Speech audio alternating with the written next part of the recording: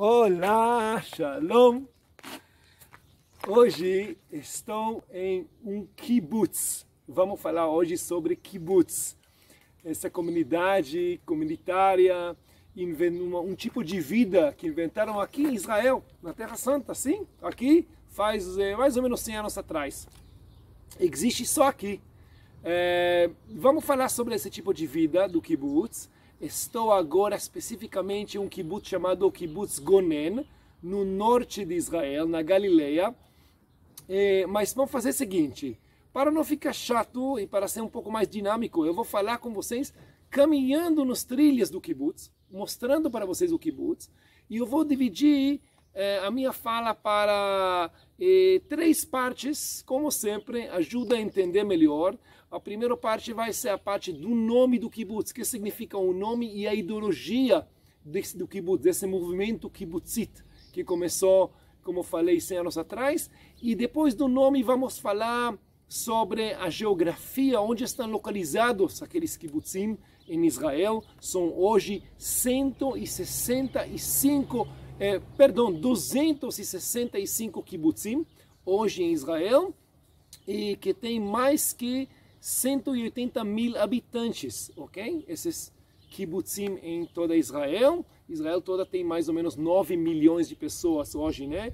E o ano é o ano 2020. E nos kibbutzim vocês podem entender uma porcentagem da população não tão grande, mas ainda teve um papel importantíssimo na criação do país, no desenvolvimento de um país muito pequena, recém-nascida. Israel existe 73 anos, pouco tempo, ok? Então, vamos fazer o seguinte, eu vou falar sobre kibbutz. Primeiro, o nome kibbutz. O que significa esse nome? Kibbutz significa, em hebraico, sai da palavra kvutzah. Kvutzah é um grupo. Kvutzah é um grupo de pessoas. Lekabetz é juntar. Então, kibbutz significa um grupo de pessoas. Eu vou estar caminhando aqui, tá bom? Que se juntou e resolveram ter uma vida comunitária, uma cooperativa, e dividir tudo entre eles. Ok? Você trabalha e você ganha e você dá para a caixa pública do kibbutz o máximo que você consegue, e você leva só o que você precisa. Eles tomam café da manhã, almoço e janta juntos. Estou passando aqui perto do refeitório, Cheder Ochel, tipo restaurante, né, do kibbutz. Eu vou daqui a pouco mostrar mais desse restaurante para vocês, onde os membros do grupo estão tomando café juntos, almoçam juntos, jantam juntos. É uma grande família.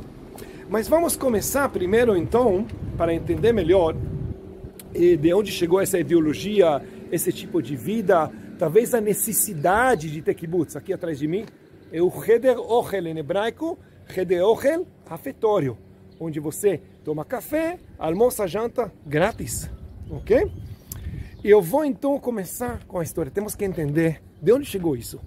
Pessoal, vamos voltar atrás mais ou menos 150 anos. E aqui está controlando na Terra Santa, aqui na Terra Santa, o Império Otomano, os turcos. O Império Otomano começa em 1516 e termina em 1917, quando os ingleses, Primeira Guerra Mundial, vão tomar conta da terra de Israel, e vai começar aqui a época inglesa, 1917, Primeira Guerra Mundial. Mas impérios, vocês sabem, diferente que nos vídeos ou nos filmes, império não cai um dia. Império cai devagar, leva tempo para o Império Otomano cair. Esse tempo, o final do século XIX e início do século XX, é a época que os kibbutzim vão começar a aparecer. O primeiro kibbutz, Kibbutz Dgania, 1908, ok? Mais que 100 anos atrás. Aliás, atrás de mim se chama o Kolbo, se chama um mini supermercado do kibbutz, né? Tem aquele lugar onde você também pode fazer as compras para a sua casa, das comidas. E todo kibbutz tem toda a estrutura que você precisa para não chegar na cidade. Isso tem um objetivo, não é por nada. Gente, olha isso aqui. Romã. Ok? Está crescendo aqui esse romã, em 2, 3 meses vai ficar pronto já para comer. Pessoal, eu vou chegar na parte dos creches, das crianças. Estamos caminhando no meu kibbutz. Aqui eu cresci até 14 anos e aqui passei minha infância. Então é um tipo também de um passeio para minhas raízes, meus raízes e minha infância. Vai ser muito legal porque eu vou sentar agora em um lugar que fica muito perto do próprio creche onde eu cresci aqui, nesse kibbutz, kibbutz Gonen. E aqui eu vou explicar um pouco, então, vou continuar com a história, né? E a geografia. É o seguinte. Já entendemos que o nome kibbutz significa kvutzá, grupo que vivem juntos. Mas tudo começa naquele caída do Império Otomano. E aí, nesse mesmo tempo que o Império Otomano está caindo, tem duas comunidades no mundo que estão aproveitando essa caída. Vou começar com a comunidade cristã e vocês vão entender o que tem a ver com kibbutz. A comunidade cristã, nessa época, o Vaticano, estão aproveitando para comprar aqui na Terra Santa, aqui em Israel, lugares santos, lugares onde teve igreja e foi destruída em todas as épocas. Não vou entrar agora em toda a história, mas enfim, aqui é uma época muçulmana, época que o Império Turco Otomano controla aqui, e eles entendem que os turcos vão saindo e o Vaticano consegue comprar barato os lugares santos, os lugares que são importantes para o cristianismo. Isso é o interesse do Vaticano na época. E ele consegue, das mãos dos líderes turcos, líderes locais, que estão querendo só sair, voltar para a Turquia, voltar para Istambul, deixar essa terra aqui que não valeu tanto, né? A maioria da terra aqui, mais que 65% é deserto e não era como hoje, e é terra que não vale nada, ou não vale muito, não está sendo muito aproveitada. E aí as igrejas compram os lugares santos e vão reconstruir as igrejas destruídas que estão nos lugares santos, na Galileia, em Jerusalém e outros lugares. Os judeus, nesse mesmo tempo, essa outra comunidade que vai aproveitar agora esse momento histórico, eles também entendem que aqui tem uma oportunidade. No mesmo tempo está despertando um movimento sionista. O fundador é Benjamin Zeev Herzl, e eles começam a fazer congressos, juntar os judeus do mundo e pensar juntos como podemos renovar o sonho sionista, voltar na Terra Santa, voltar até um país. Sempre teve uma comunidade judaica pequena aqui por miles e miles de anos, mas país faz mais que 2000 anos que os judeus não tiveram aqui o país, não estavam aqui no controle. E agora tem uma oportunidade, porque os turcos estão saindo e os judeus juntam força política, juntam dinheiro, recursos de judeus diferentes na diáspora, Estados Unidos, Europa, que tem poder. Talvez vocês até conhecem alguns dos nomes, o nome Rothschild, da família Rothschild, e Montefiore, são judeus de poder da época que doaram dinheiro para comprar aqui terra. Se os cristãos queriam os lugares santos, os judeus queriam terra, qualquer lugar. Terra, por quê? Porque eles querem reconstruir a vida judaica aqui, construir um país aqui. Os judeus estão voltando aqui e os primeiros que chegam são os pioneiros jovens da Rússia e depois da Europa e também da América Latina. Eles vão voltar aqui, eles vão chegar aqui, esses jovens que deixaram os pais normalmente na Europa, na Rússia, chegam aqui e criam esse tipo novo de vida. Ok? Agora a gente entende por que tudo isso que eu falei agora, Império Otomano, o que tem a ver com kibbutz? Tem muito a ver com kibbutz, porque tem muito a ver com o movimento sionista, que nesse momento está realizando um sonho, ou fazendo um sonho ser realidade. Eles chegam aqui para construir um país. E os kibbutz têm uma função muito importante, na verdade, duas funções importantíssimas. A primeira função importante é trabalhar a terra. Se você comprou tanta terra e realmente os judeus, os patrocinadores do movimento sionista mundial, conseguem comprar muita terra dos turcos, mas essa terra, se você não trabalha ela não vale nada. Alguém que tem que trabalhar essa terra e não é fácil. É muito afastado da vida urbana de Jerusalém, de Tel Aviv, recém-nascida, e de Haifa e de outras cidades. Está muito longe da cidade e você tem que criar vida e você tem que trabalhar a terra. É muito difícil, às vezes condições muito difíceis. Muitos dos primeiros membros de kibbutz, primeiros pioneiros, vão morrer por causa das condições difíceis que viveram os primeiros kibbutzim nascidos aqui em Israel. O primeiro kibbutz, aliás, kibbutz Dgania, nasceu, já falei, perdão, 1908. Pessoal, então, primeira função, trabalhar a terra. Segunda função muito importante que tiveram os kibbutzim. Estamos falando de um país que nasceu em condições impossíveis. Um país que nasceu em guerra. Foi declarada como país só em 14 de maio de 48. Mas os kibbutzim já começaram a existir antes. E alguém precisava defender as fronteiras. Não tem ainda exército. O exército vai nascer junto com o país em 48. E também vai demorar por esse exército poder defender todas as fronteiras. Enfim, alguém tem que defender as fronteiras. A segunda função muito importante dos kibbutzim, daquelas comunidades comunitárias, daqueles jovens pioneiros, era defender as fronteiras. E muitos dos pioneiros, dos primeiros kibbutznikim, membros do kibbutz, pagaram com a vida deles, defendendo as fronteiras desse país recém-nascido do Estado Judaico de Israel. Esse específico kibbutz, onde estou agora, onde eu cresci, fundaram meus pais. Meus pais eram parte dos fundadores desse kibbutz. E eles chamaram esse kibbutz, veja que interessante, kibbutz Gonen. Gonen significa proteger. Esse kibbutz teve a função de proteger a fronteira com a Síria, que fica no lado oriental do kibbutz. A fronteira da Síria, aqui estão as colinas do Golã.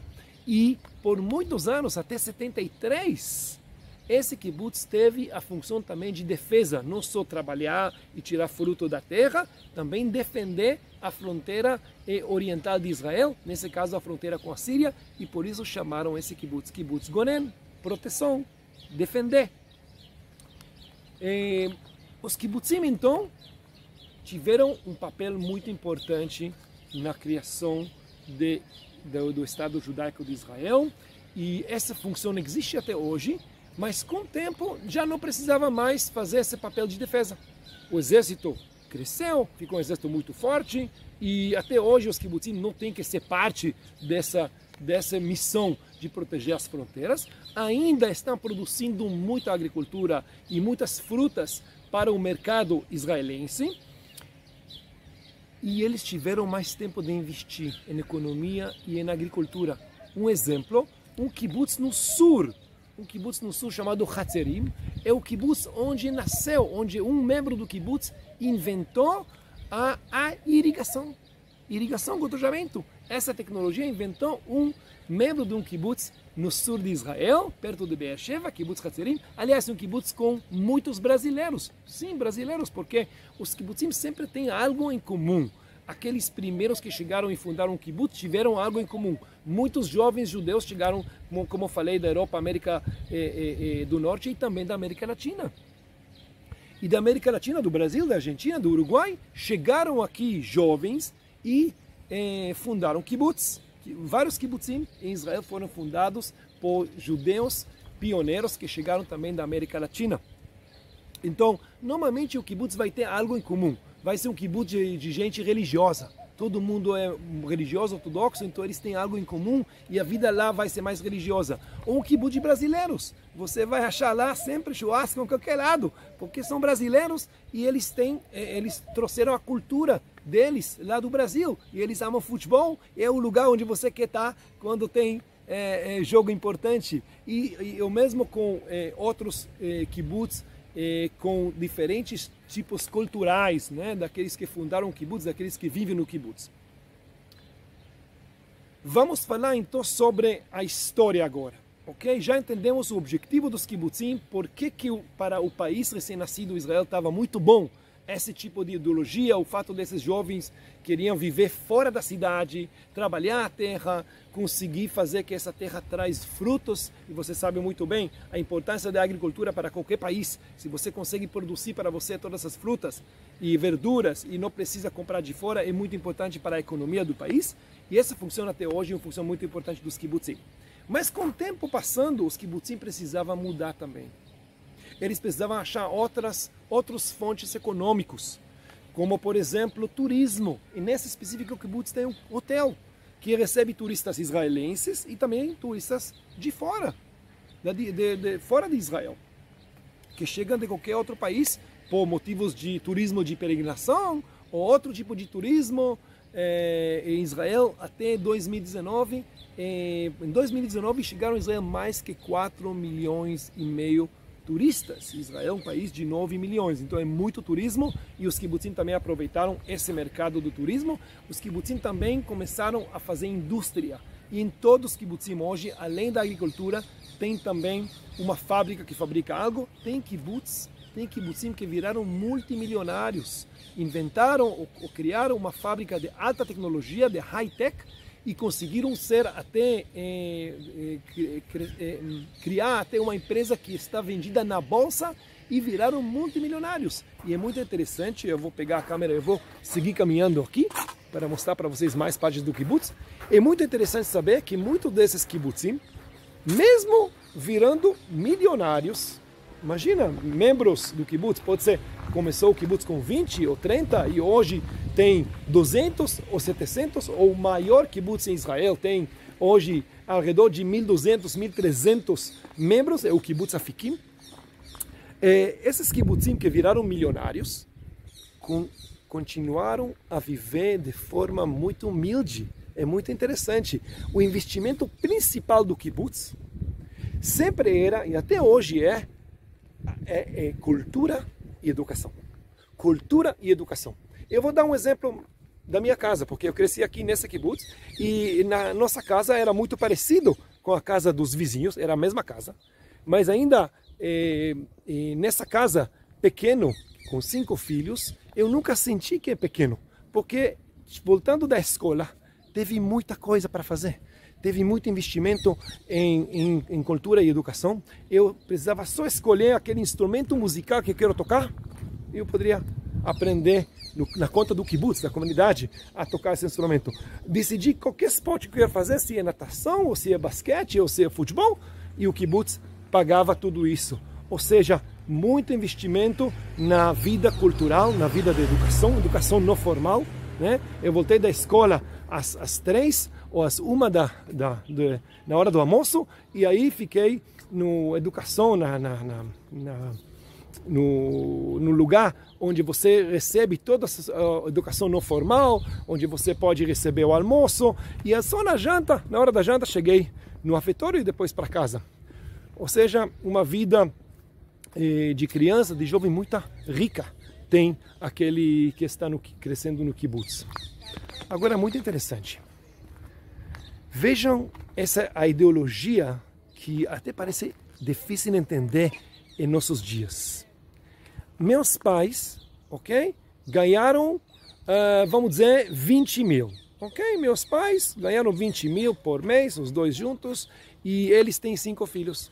Os vizinhos deles ganharam 12 mil, ok? E eles têm 7 filhos. Os vizinhos ganham menos que meus pais. Meus pais colocam tudo 20 mil na caixa pública do kibbutz. Os vizinhos também colocam na caixa pública do kibbutz esses 12 mil que eles ganham, mas eles levam mais, porque eles têm 7 filhos.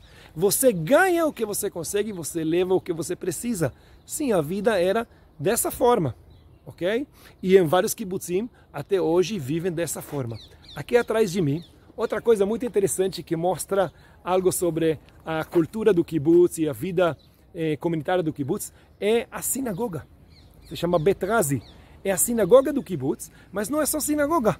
quando é sinagoga, sábado de manhã, vão levando o livro do Torá e vão fazendo tudo o que fazem na sinagoga. E nessa específica sinagoga eu fiz minha bar mitzvah, aquela festa que jovem judeu faz com 13, menina faz com 12, menino com 13. E esse mesmo lugar também usavam e usam até hoje como um clube, né? Lugar de encontro, café e tal, onde os membros do kibbutz fazem os encontros culturais deles, não só a parte religiosa, também a parte cultural. Além disso, aqui nós podemos ver algo muito interessante. É uma casa daquela época, ok? Veja essa casa, é tudo de madeira, essa casa tudo de madeira, ok? Essa casa, um dos primeiros casas desse kibbutz, do kibbutz Gonen. Eu acho que ele tem que ter pelo menos 55, se não 70, 60 anos. Essa casa, tudo de madeira. Ok? E o kibbutz vai desenvolvendo, vai crescendo. A vida comunitária vai ser sempre o centro, sempre a força do kibbutz. Vocês podem imaginar uma grande família. Tem as vantagens, tem as desvantagens, né? Algo muito lindo que eu lembro da minha infância, nós podemos ver aqui. Veja isso, gente. É uma tela, ok? Aqui, nesse específico lugar, muitos anos atrás, não vou falar quantos anos, eu estava sentado aqui nessa grama com minha família, assistindo filmes com toda a comunidade do kibbutz. E até hoje funciona da mesma forma. Israel é um país que tem pouco inverno, certo? Mais que 9 meses por ano é verão. Você pode sentar facilmente à noite e ver um filme assim, não tem muita chuva, e ver um filme junto com todo o kibbutz, com toda a comunidade.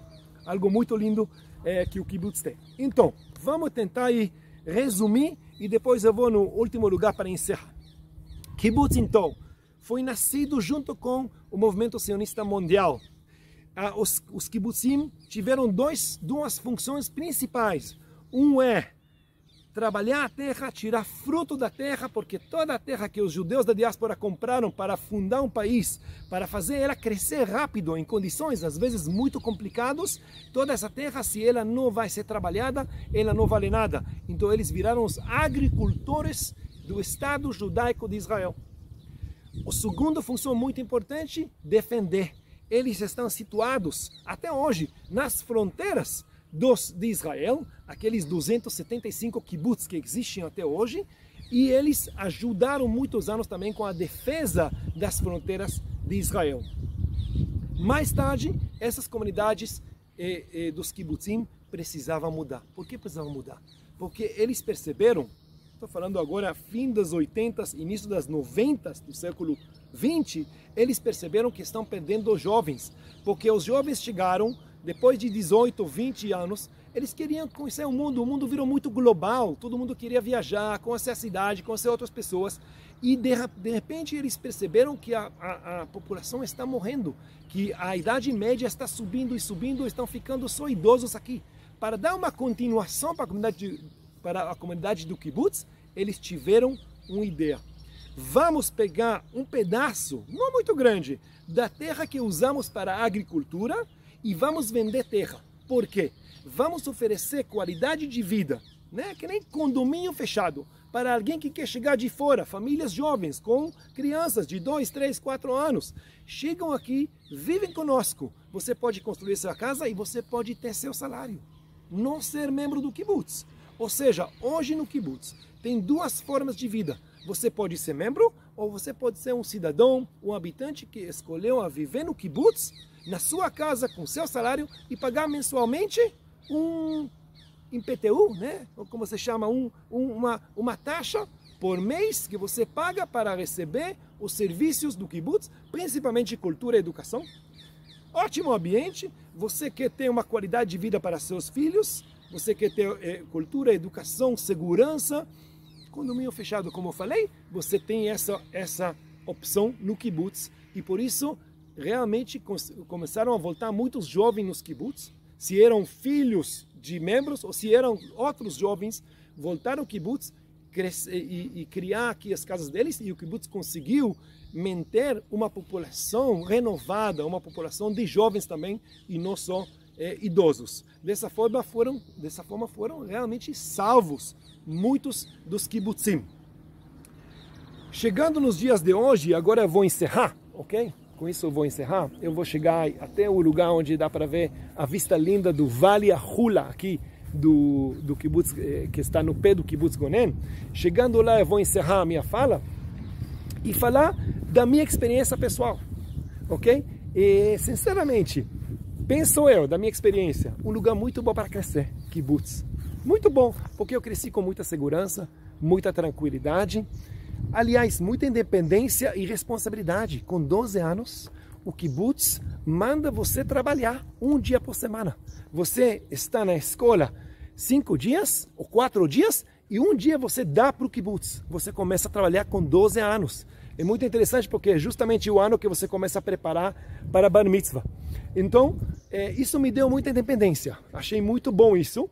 E foi muito bom crescer sem falta de nada que tenha a ver com cultura, educação, amigos, né? Tudo que uma criança, um jovem, um adolescente precisa. Então, sinceramente, para mim foi uma ótima experiência crescer em kibbutz. Depois fica um pouco chato. Depois, olha, 18, você vai no exército, depois 20, 21, 23. Você quer conhecer o mundo, o kibbutz fica um pouco apertado. E muitos dos jovens do kibbutz nessa idade saem. Mas aí depois, quando você chega naquela idade, 30, 28, o que seja, que você começa a construir a sua casa, você quer sentar um pouco, você quer criar uma família, o kibbutz vira de novo uma forma muito boa de vida e, por fato, muitas famílias escolhem hoje a voltar no kibbutz e viver no kibbutz uma daquelas duas formas que eu mencionei, ou como membros, aí é tudo que tem a ver com as obrigações e as desvantagens e as vantagens do membro do kibbutz, ou como falei antes, como habitantes, como aqueles que decidiram viver no kibbutz como condomínio fechado, pagando um mensual e aproveitando a vida cultural e a educação e a vida comunitária do kibbutz. Para quem gosta de comunidade, acho que é uma vida muito legal hoje também, no ano 2020. Pessoal, eu acho que é suficiente para hoje.